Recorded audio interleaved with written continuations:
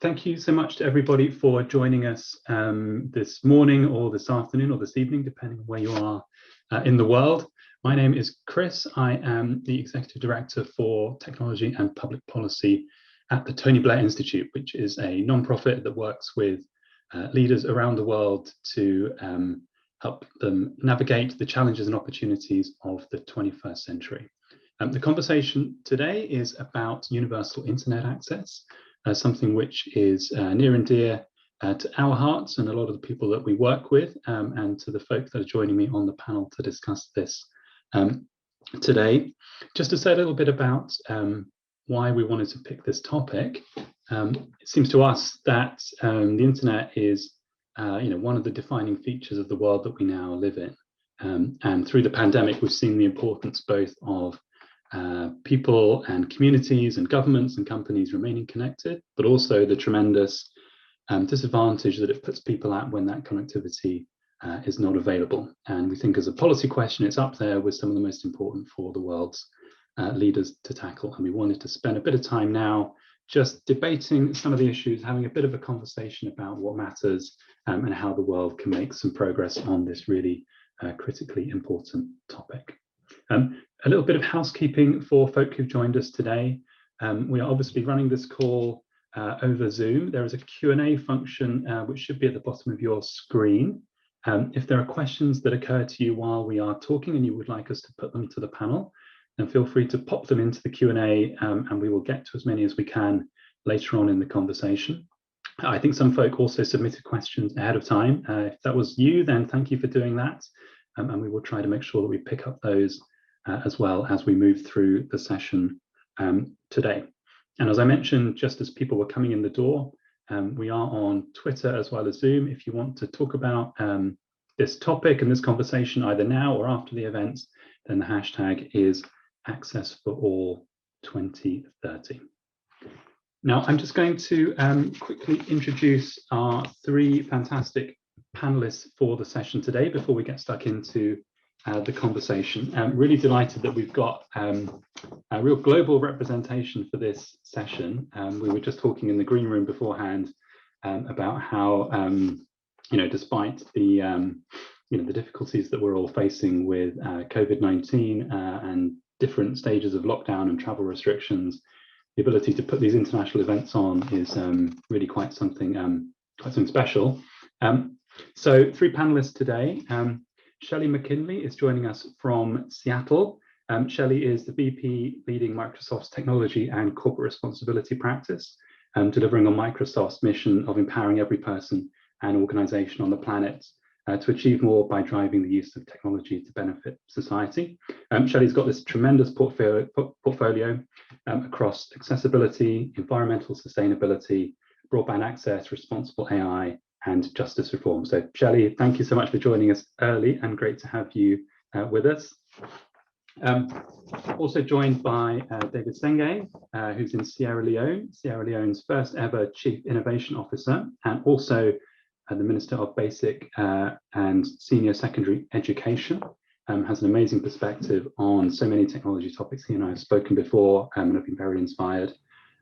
Dave is also the president and co-founder of the international NGO Global Minimum, where their main project is Innovate Challenges, which is the first ever competition created to foster a culture of innovation amongst high school students in Africa and help young people get their ideas transformed into tangible solutions. David, thank you so much for taking the time to talk with us today.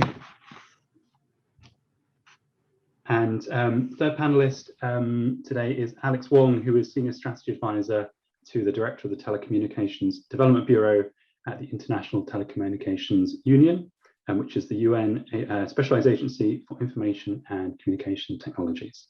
And Alex is co-leading GIGA, a joint project between ITU and UNICEF to connect every school to the internet and every young person to information, opportunity and choice.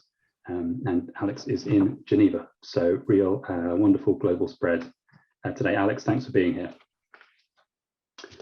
Okay, so I wanted to kick us off and just talk a bit about how we go about making some progress on universal internet access.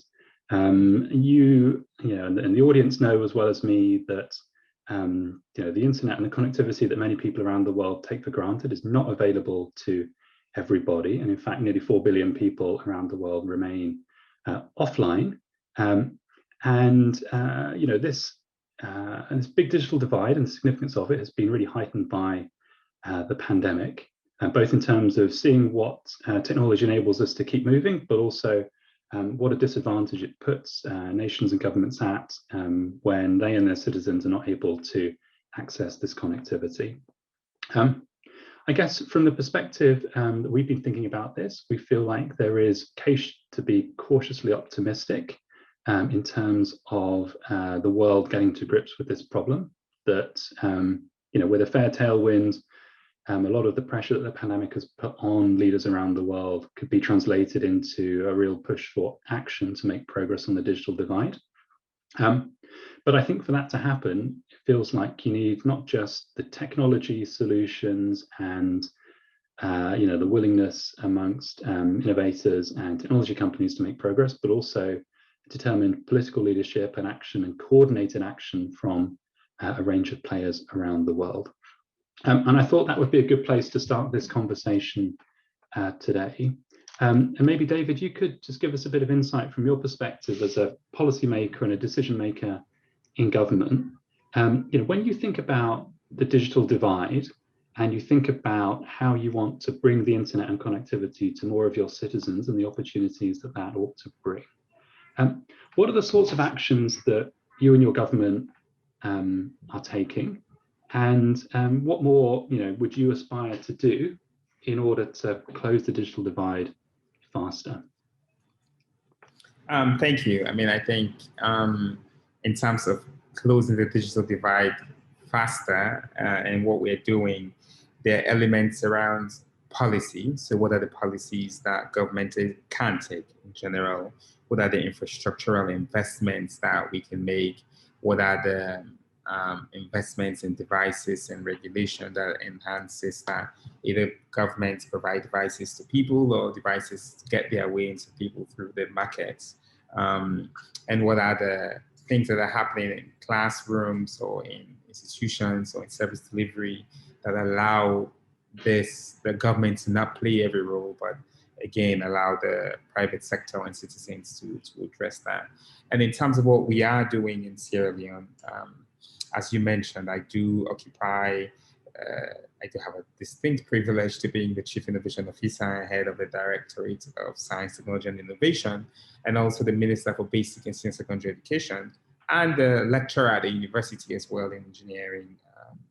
So I do get to be involved at the policy level, at the classrooms level, and at the universities level wearing different hats.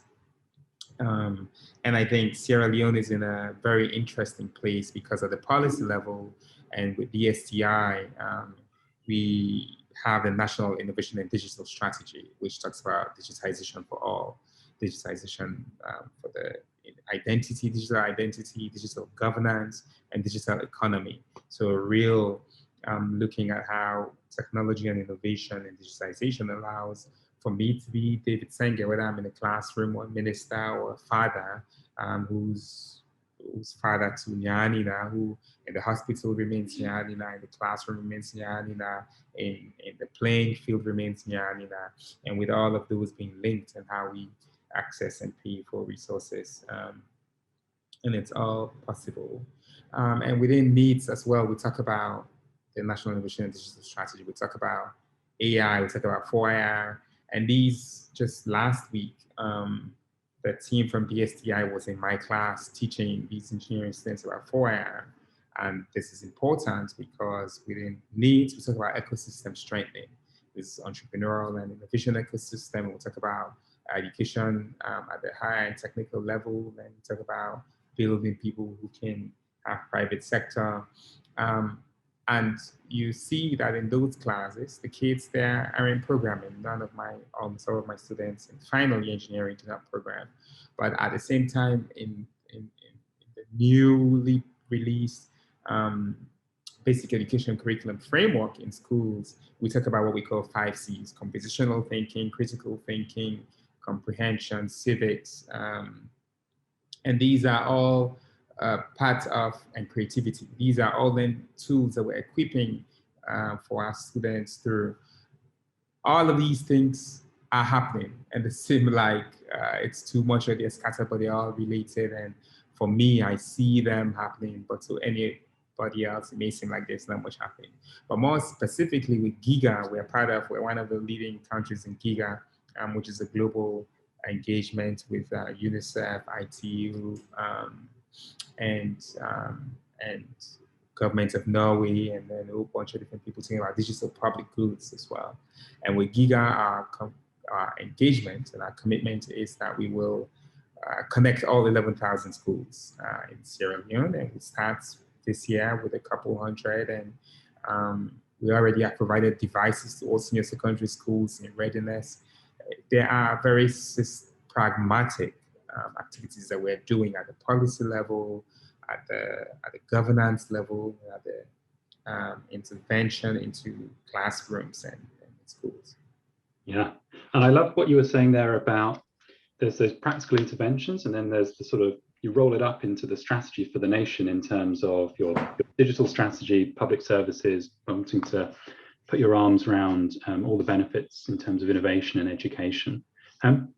Just to go one step deeper on that, I'm interested in your take as a person who is so involved in the politics of this. How do you go about getting that level of senior political buy-in to something which is so important and so transformational for a nation, but also can be outside quite a lot of people's comfort zones, right? You know a lot about technology, but often it can be something which doesn't feel like it fits neatly into the traditional buckets or silos of government, and yet it kind of cuts across everything. What is it that you think about how you managed to embed this so successfully in your nation's politics? I think we're lucky. His Excellency President Julius Maada Bio is a forward-thinking president, and he, on day one, wanted to have the SDI set up in his office, right? The Director of Science, Technology, and Innovation is in the office of the president, and he's somebody who cares about data, and doesn't matter where he is. He's in the remotest parts of the country, and he's thinking about 4IR. And it's always fascinating as he tries to talk about blockchain in Creole to people who are asking for just pipe-borne water, or who are asking for, I need a school built. And yet he's talking about these digital skills because that's the future, because that's where we need to be. So the luck that we have in Sierra Leone, and that I have as Minister of Education and as CIO, is that I have a president who understands that the way for transforming his country, our country, is through education and technology and innovation and nothing else. And that these are going to be important levers for health access, for best agriculture, for climate change. And when we fully understand that. And so in cabinet, it's clear that the conversations that he has and that our colleagues and the VP and everybody, we just became MCC compact eligible, and a lot of that the VP is leading on that, and he talks about data and data and data. So the president, vice president, and colleague ministers are all very much in tune with the importance of data and technology, and to solve the problems that they have or as opportunities. We're lucky. Yeah, it's phenomenal to have that leadership right from the very top. Really, really special. Shelley, can I bring you in here, because I know Microsoft, thinks a lot and thinks deeply about the impact the internet has on the world, and how you bring the benefits of technology to as many people as possible. You in your remit are very focused on the role that companies like yours can play as good corporate citizens, and to ensure that the benefits are shared widely. Can you tell us a little bit about, first of all, some of the initiatives that Microsoft has been pursuing in this arena, and then maybe use that as a springboard to say a bit more about the role that private companies can and ought to play in this important mission for the world? Sure. Thank you so much for having me. And just to say that David made so many great points about the importance of internet and how you have to think about this like really layered problem, which is, first of all, how do you get the regulatory framework in place? How do you figure out where to go, which is a big data and technology problem? And how do you get the funding in place to actually roll out the broadband? And then devices and skilling and all of these things. So there's kind of an easy, fast way to answer it. We sort of know what to do, but the complexities of the problem to try to get there are enormous. And as we've seen in the pandemic, it's just such a critical, important thing for the world. So specifically in the things that we're doing at Microsoft in 2017, I think we rolled out a 5-year ambition to connect 3 million people in the United States, because I think it's oftentimes people don't think of places like the United States as places that also have pretty significant broadband gaps, and we have those gaps in a couple of areas.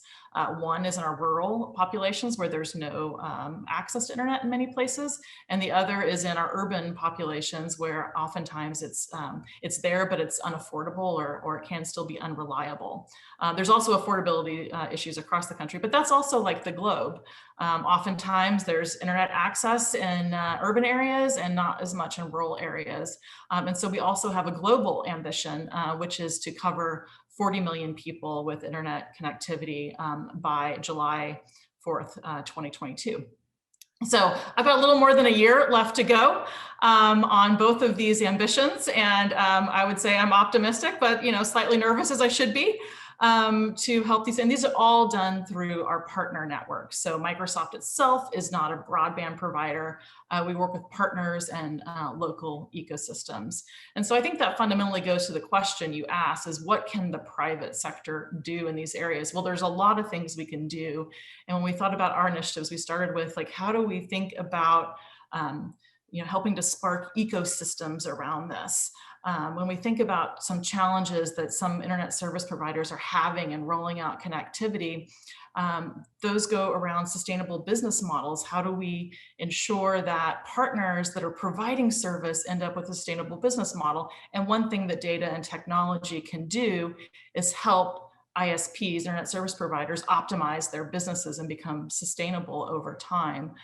So when we work with our partners, we are very focused on how do we ensure that the providers of internet service are also thinking about their own digital transformation to become more sustainable businesses. So the private sector can definitely work in partnering with other private sector companies, with NGOs, with governments, so that we're all working out this together. Because one thing we have learned in our journey is that there is no one that can do it alone. It does take all of these different public-private partnerships to first of all, connect people, skill people, help people get access to devices, and ultimately help people use the internet that's there to take advantage of the opportunities that are in the digital age. Yeah.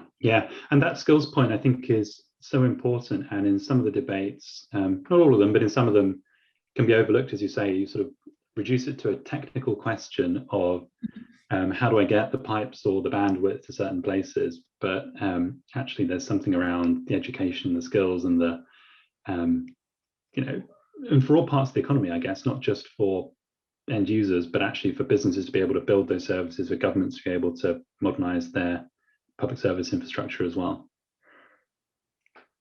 Yeah. Okay. So the importance of this so acutely in the last year.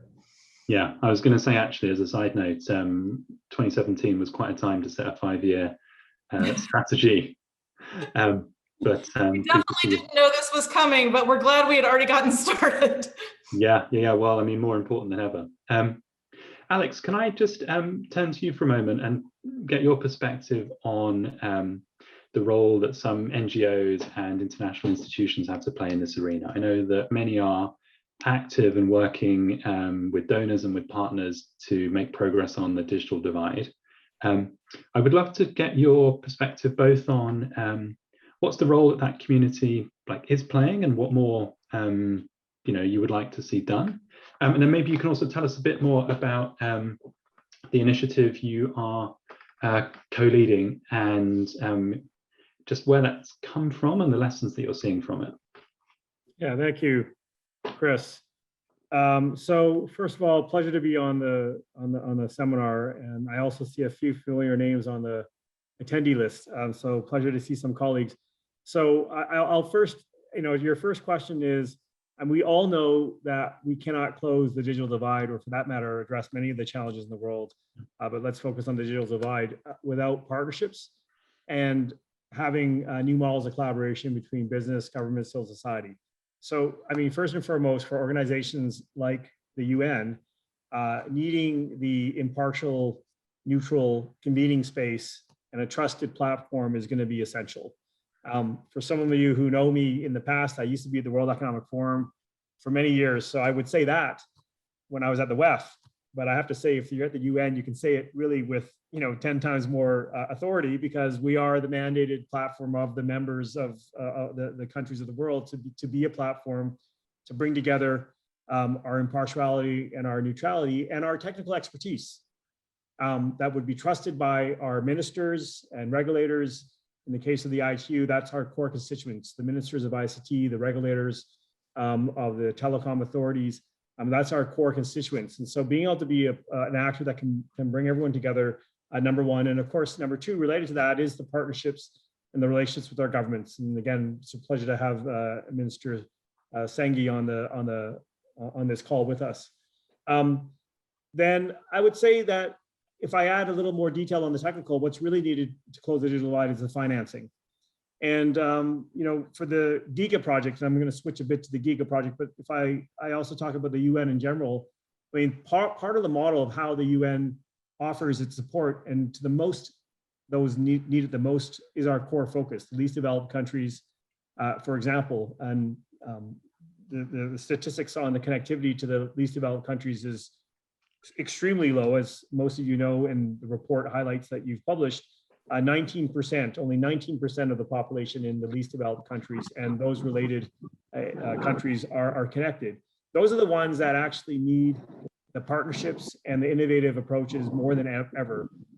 Most private sector players, I mean, Microsoft is one of the few exceptions, but it's very challenging to work in these environments. And having a broker that can play a role to help with some of the financing, whether it's grant or technical assistance, is going to be important. If I turn to GIGA for a moment, so this is the initiative that ITU is co-leading with UNICEF to connect every school with the internet. I mean, this kind of combines the best of everything about the need for a platform approach, and in particular the UN to be involved, because it does require, in the case of ITU and UNICEF, two UN agencies, each having its complementary competencies and different relationships. Ministry of Education, Ministry of ICT, focusing on children, focusing on technologies, working together. And the idea for GIGA came about with the idea that there was a vision, and I'll give some credit to Greg Weiler, who's the former executive chairman of OneWeb, who had a vision that we needed to find out where every school was located. And he created a foundation called Project Connect. I used to know about this from several years ago. UNICEF took over Project Connect. It was gifted to UNICEF a few years ago, 3 years ago or so. And UNICEF took on the mission of how can we let's map where every school in the world is located. And so GIGA began with this idea that if we're going to solve this issue of providing digital connectivity to everyone, why not start with the most ubiquitous public infrastructure access point that you have, that nobody will ever argue against. Nobody can say you shouldn't connect to school. I mean, it's sort of from a marketing communication perspective, connecting school is a basic right. And so the key is, if you connect every school to the internet, you pretty well are going to provide connectivity to the entire country, because you have schools in the most remote of locations. I take the Sierra Leone example, as David would know. our analysis in Sierra Leone, which has roughly 11,200 schools, and we've mapped them together with the government, that if we can connect every school in Sierra Leone, we're now impacting 2.1 million students, but in addition, 3 million community citizens around those schools. Because if you design broadband connectivity to the schools with enough backhaul, so the technical term, enough bandwidth, you can then use that as a last mile access point to deliver connectivity to the surrounding community. And then all of a sudden, the benefits of connectivity, the economic benefits come back, not just because it's the right thing to do for every child, and it's the right thing to do for education, it's also the right thing that allows them the community to benefit and generate an economic return that can even go back to eventually the investor. So GIGA is predicated on providing the information, first of all, so that an investor could look at this as a potential business opportunity where they could help finance the connectivity to every school, but at the same time creating an environment where that could result in a return to that investor. So the real innovation on GIGA is being able to do this at scale across many countries around the world with enough demand that can be pooled, that you could come up with a vehicle, if you start thinking about innovative financing, that you can start creating vehicles that allow an investor to get involved, where you're spreading the risk across multiple countries while having direct impact in an individual country like we are working with David in Sierra Leone. So I've kind of branched a little more to your second question, Chris, but it goes back to the fact that you need an actor. I mean, I think the UN is one of the most logical actors who can be that place where you can bring together the donors, the private sector, of course, the governments, civil society. Yeah.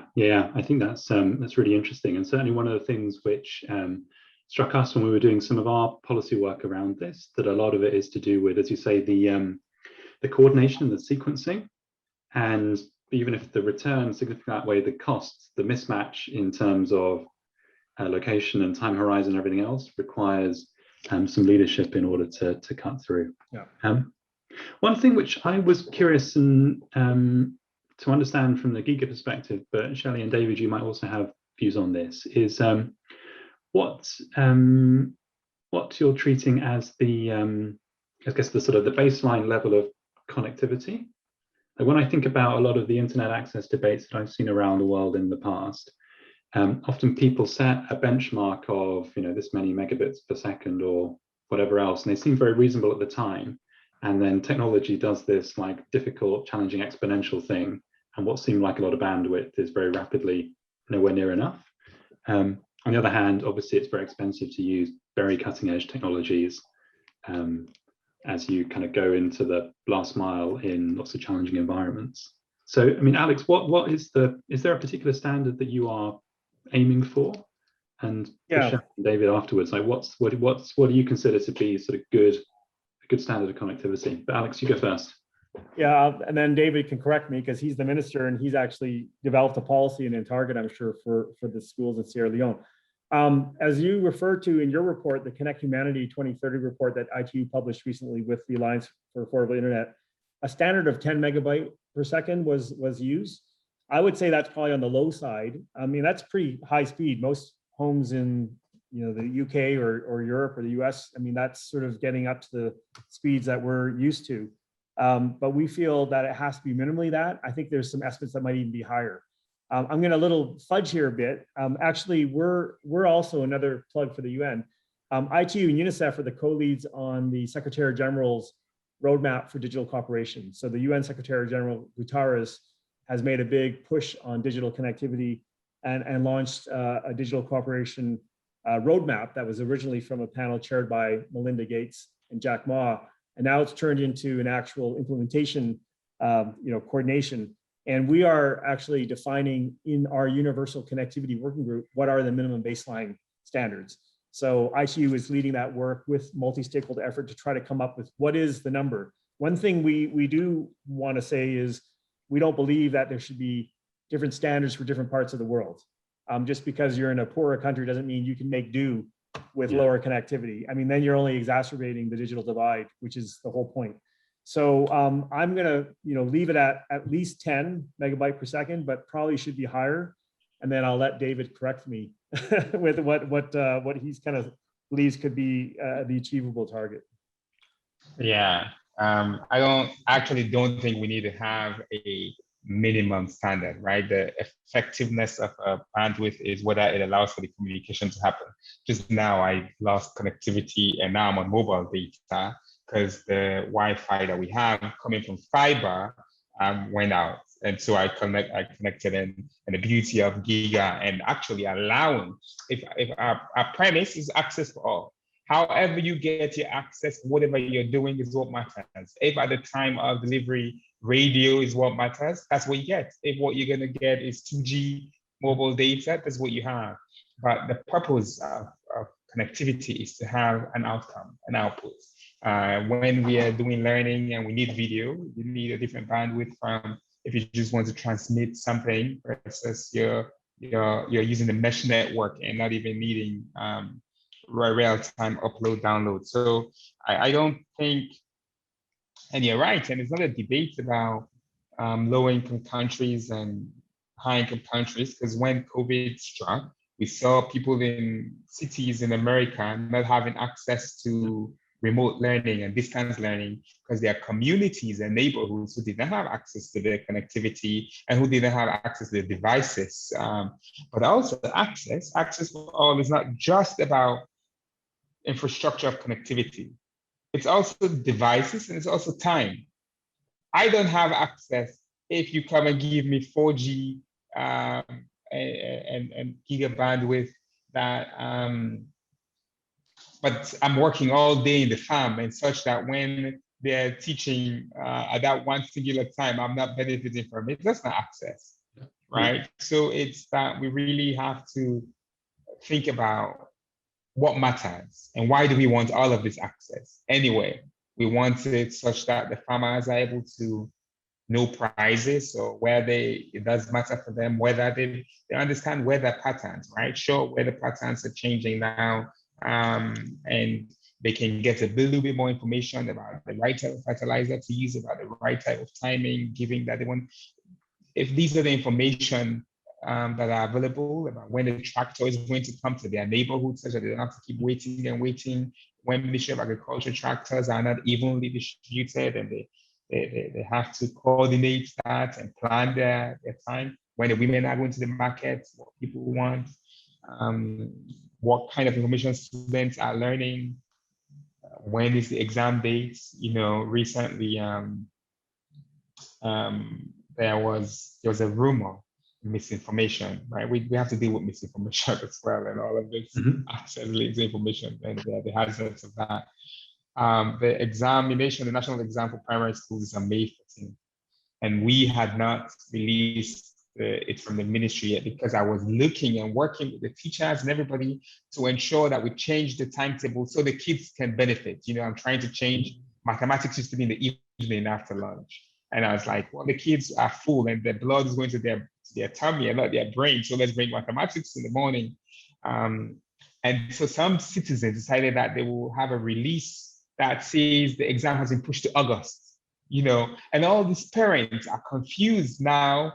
Yeah. It's in May. And so it's really, how do we have the right information, correct information at the right time for the people in whatever format that they.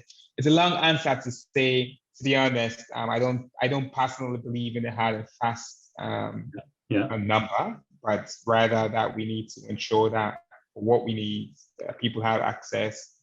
That's both the connectivity and platform, the devices, the time, the content. Yeah, absolutely. Shelley, what's your take on this question? Yes, I would love to riff a little bit off of what David and Alex said, and really for me it also highlights the importance of a multi-technology approach. Yeah. You have different speeds defined in different countries. The United States is 25 down, 3 up. Canada, I think, is 40 or 50. So it does vary all over the world. But when we think about the challenge in front of us and the fact that I think it was last year we understood that half of the world's population basically has currently some access to the internet, which means the other half does not. And so we need to attack the problem in a way that really needs access to all. It doesn't mean that it's not important to be thinking about, high-speed, great access for everyone, but we do need to ensure that we're taking advantage of every tool in our toolkit to roll out wireless technologies as quickly as possible in a multi-technology environment. And I would also say, you asked me previously what private companies can do. There is quite a bit of effort, I think, that's being started around how do we think about low bandwidth scenarios and making technology work better in low bandwidth scenarios. And that's what I'd say we've also had a lot of learnings from experiences and innovation that is coming out of the developing world that's dealing with low bandwidth scenarios on a regular basis. And how do you make technology work in those scenarios? And there's just so much opportunity for innovation that we see coming out of, just things like M-Pesa in Kenya, and just major technological innovations coming out of low bandwidth scenarios. Now, ideally, we have high bandwidth for everyone, for sure. But you can see some of the interesting things coming out of some low bandwidth scenarios. Yeah, absolutely, absolutely. Okay, I'm going to open it up to some questions that are coming in for us. And I'm going to take the first one. It's a question from Derek that he put in the Q&A, who asks, is it time for a global internet body, but outside of the United Nations, similar to some of the models that have been used in the past? I wonder if any of you would like to give us your take on that. Is what we've got sufficient, or do we need a new institution for a new world? It's quite a big one to get started with.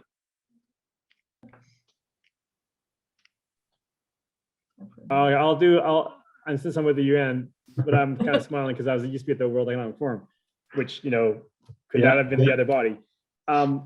I mean, my view, now I'm not answering wearing a UN hat or whatever, is the relationship with the governments is the critical, and so the UN is an intergovernmental organization. So the question here is there a need outside the UN? For me, I think it has to be in the end an intergovernmental driven, because if it isn't, it won't have, in the end, the legitimacy. David wouldn't return my phone call. He doesn't return my phone calls now, but if I wasn't with the ITU, he definitely wouldn't return my phone call. I'm half joking. I mean, I think you can't move ahead without the leadership that governments have to give. And that legitimacy comes as being part of an international intergovernmental organization. Otherwise, who is your board? Who is the person behind, and that's a legitimate question. So I'm not making a case for the UN. I don't know what the answer is, but I think you cannot put the role of the government secondary. And what's the best mechanism to do that? Whether that's outside the UN or not, I think it'll be challenging to do it outside the UN, or it's challenging to do it outside of intergovernmental structure. And maybe that's the answer. Maybe I'll just spin off one final thing. I mean, if I take Gavi, and at GIGA, we're very proud that we keep saying we want to model ourselves off of Gavi. So Gavi was created, it is an intergovernmental organization, but it was purpose-driven to vaccinate every child. Yeah. We believe on GIGA that there is a moment now to create a purpose-driven intergovernmental organization that is out there to connect every school to the internet. So maybe that's my little fudge to sort of answer Derek's question, because then it becomes a very single focus-driven mandate that nobody can disagree with. So we're making our effort on that. We'll see what happens. Thanks. Yeah, that's a great analogy. I mean, just to go off what Alex is saying, and I think just understanding what has been done with GIGA, I mean, it's incredible, first of all, Alex, the leadership that's come out of GIGA over the last 2 years, year and a half, 2 years. It's incredible. There's nothing better than to have, I mean, I don't know whether you know the Far East Sierra Leone, Kailan, or Banff, where there's really no schools are far apart, or at the border with Guinea. To imagine that a child there can have access to connectivity and talking to a kid in Bulawayo or a kid in Phnom Penh, right? Like there's nothing more important, particularly at a time like this now when we need to be thinking about what skills we need to prepare the world for and how we solve these global problems. Climate change in terms of what's going on in the world, and with data and sensors and with IoT and connectivity, and schools being what they are in communities, and Alex said also places where communities are around, right? I don't think it's about new organizations. I think the organizations that we have now, the ones that have been formed, will help deliver what we need to have the output that we want. Again, it's back to the output. Why are we doing GIGA? Why are we doing it? It's just explicitly said. Why do we want everybody to have access to connectivity? We're on this call thinking this because of that, right? Yeah.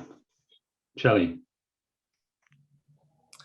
I don't have much to add on this question. I will say David always calls me back Alex, so I'm not sure what's going on there.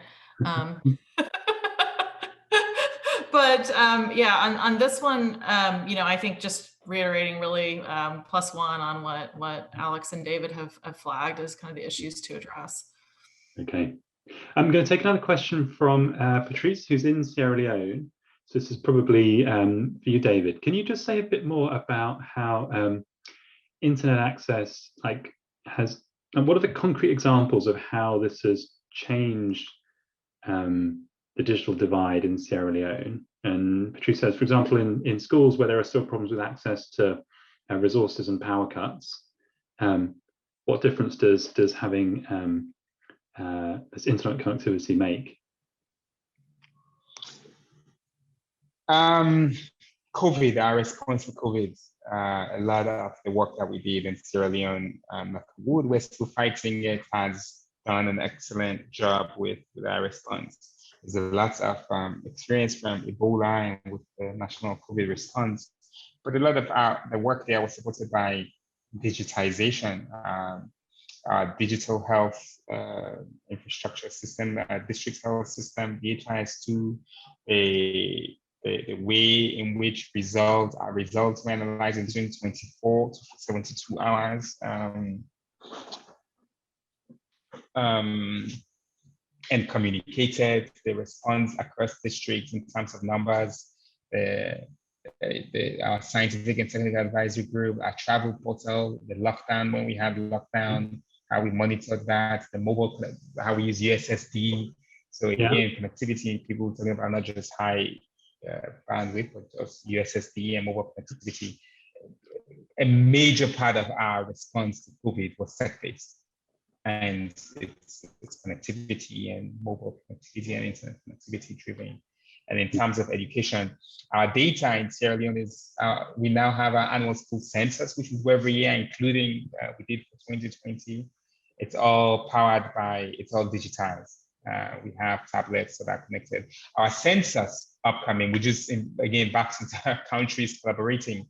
Kenya has these tablets. Kenya did the first digitized census. And now 4 or 5 countries have borrowed tablets from Kenya. Government President Uhuru gave those. And Sierra Leone is doing its midterm census, its first ever midterm census, completely on tablets and using connectivity. So it's the impact is significant everywhere. Yeah, it's phenomenal. And I mean, data seems to come out so often in these conversations, like I said, particularly in relation to COVID-19, that being able to make smart decisions in real time requires access to high quality, high precision data. And for that to happen, you need the infrastructure in place to pull it all together from different places. Really, really good answer. Okay, can we take a question from Fletcher, which is probably for Alex, but David, you might have a view on this as well, which is, can you say a bit more about some examples of investors that have been attracted to operating and innovating in this space, and what they say in terms of the incentives that they see and appeal to them? So, I mean, first of all, in ICT connectivity, I mean, it's a whole history of private sector investment. As we know, that's how the networks have developed for the most part, the private operators, the mobile operators, etc. And so I think it's just a matter, for me, when you're talking about investment, it's just risk.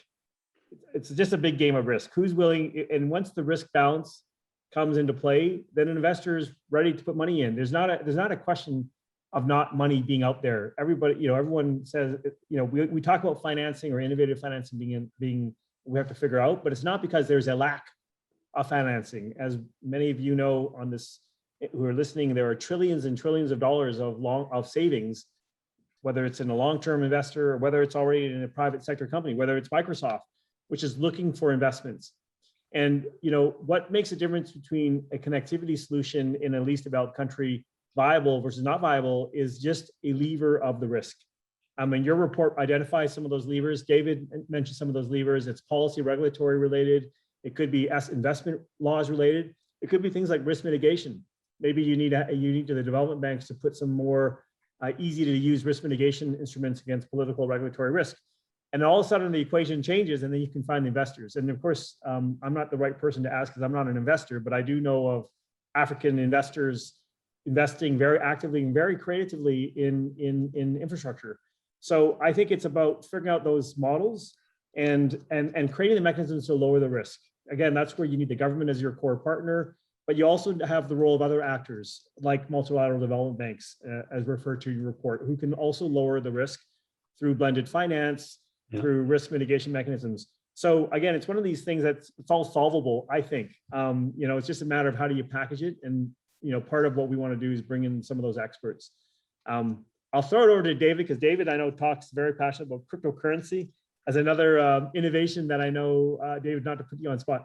I mean, we're looking at that as one way to raise more maybe retail level investors into infrastructure. Some of these are early ideas, but there's a lot of innovations that are coming, and I know Africa is a hotbed for some of these innovative approaches to things like crypto, which also then change the risk equation. For investors. So maybe that's a segue over to David to pick up what I started off by saying. That would be fantastic. I think there are multiple layers to this. And by the way, before I think our problem in Sierra Leone and the problem that I have, but I'm thankful for our partners, TBI, ITU in this case, UNICEF, Microsoft hopefully soon, and several other people that we're working with. It's a general problem otherwise is people think, okay, I don't understand why Sierra Leone focused on 4IR or technology or IoT or cryptocurrency, as opposed to seeing it as, well, we actually do have a national innovation and digital strategy. We do have a Chief Innovation Officer and a Directorate of Science, Technology, and Innovation in the Office of the President that has 60 plus young people who can write code and who are writing code. Like all these things, right? And the Ministry of Information and Technology and the fiber backbone for which I think last I checked, we're using definitely less than 50%, but it is quite disturbingly low of our bandwidth overall to the country. So it's that we have all of these, and we have a policy landscape in which the president is speaking the language that we're speaking. Like, it's almost too good to be true. And this is an example with cryptocurrency, as Alex was saying. Our central bank and the deputy bank governor is involved. We have how do you call it? We have a sandbox that has been going on for 2-3 years, where they allow the startups to work in the actual banking and financial environment, in the safe sandbox, to create technologies for the economy and financing. And it's crazy that we have that, but we don't have lots of people who, people locally take advantage of it, but it's not going at a level where we can have private sector come in to be like, okay, we're going to put in some resources here and scale country level and prove this in the market. And with the central bank digital currencies, these conversations that we're having, and we're looking for partners to come. And in fact, with our schools project, we have a multi-donor trust fund that's giving 5,000 schools cash for development, primary schools. And I literally challenged the team to say, use cryptocurrency, right? Like anyway, it's that the policy frame space is there, the ideas are there, and maybe it's a little bit of a deviation from the question. When I was in private sector, my frustration in private sector, I was at IBM research, and I always was like, look, we go spend time, we develop these technologies, and we have to go convince government people about how good and why this is important. Like, just listen to us. We have the technology, and now I'm in government. I understand the technology. I have to go convince the private sector people to come. I'm like, please come. You Yeah, can yeah. never win. You can't win wherever you are. Somebody is not going to believe you. Yeah. I'm glad, Shelley, and then Shelley, could I wrap another question into your comments as well? Because Sid asks in the Q&A just about some of the wider advances that are happening. So, for example, Starlink and SpaceX is one example of a private company moving quite a long way into this global infrastructure arena. Would be interested in your perspective as a technologist and from a technology company about that interface between private and public, and how the software, the hardware, all the different components come together and keep the internet open. Okay, let me just quickly comment on the investment question, because I think it is a really important one, and particularly in the policy area that I work directly in. And I think it's important, I think, as everyone's pointed out, that we have to make this easier for people to get financing. There's money out there, but a couple of things are, how do you make sure that, and this goes really to your next question in some ways, how do you ensure that financing supports multiple types of technology? We do see in some countries where there's a bias to fiber, and we know that connecting people as quickly as possible requires all kinds of wireless solutions. And so we just need to make sure that we're on alert to support innovative types of connectivity. And the second one that we've heard from our partners as we worked in this area is sometimes small money can be really hard to get. So, a lot of partners are looking to start with a small area and get connectivity to the next village or the next small city. And they're not interested in huge financing amounts, but some smaller money. And that can be incredibly hard to get. And it can come with the same kinds of regulatory burdens and application processes and things that, that the bigger money comes with. And so I think we need to ensure that we're really looking at kind of innovative finance from that perspective. So in terms of the technology question that Sid put, I'm not entirely sure what the scope of the last part of the question is, but what I'll say is that as I've already said, it's incredibly important that we look at all types of technology. So Microsoft is, if people don't realize this, we're a software and services company. We do a ton of stuff on open source, open standards. We truly believe that you have to have people innovating in ways that are open and can connect into systems. And so when you think about SpaceX and Leo, I think that's a fantastic potential opportunity to drive connectivity. It's a little bit farther out than say, something like CBRS, Citizens Radio, or one of the other kind of microwave technologies that can connect people today. So important to have a lot of interoperability in the different systems that are out there and being considered. As we know, the pace of technology is very fast. And so as you go through the cycle, as we were talking about earlier, getting people connected is priority number one, no matter how you are doing it, and making sure that we have a clear path to the future of higher speed access for everyone, as well as the ability to use digital technology also in scenarios that aren't broadband speed. Okay. I'm afraid we are getting close to time. I know we've got more questions in the Q&A than we've had a chance to answer. So if we haven't got to yours, apologies, but do feel free to reach out to me or the TBI team once we wrap this session up.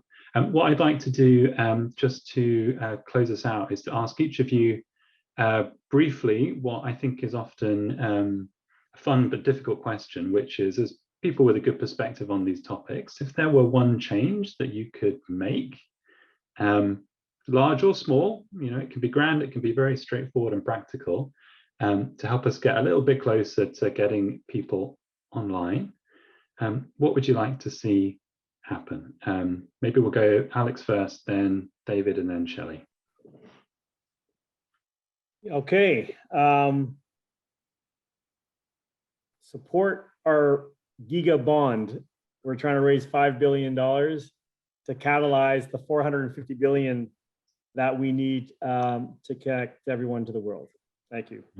Fantastic. Get my checkbook out.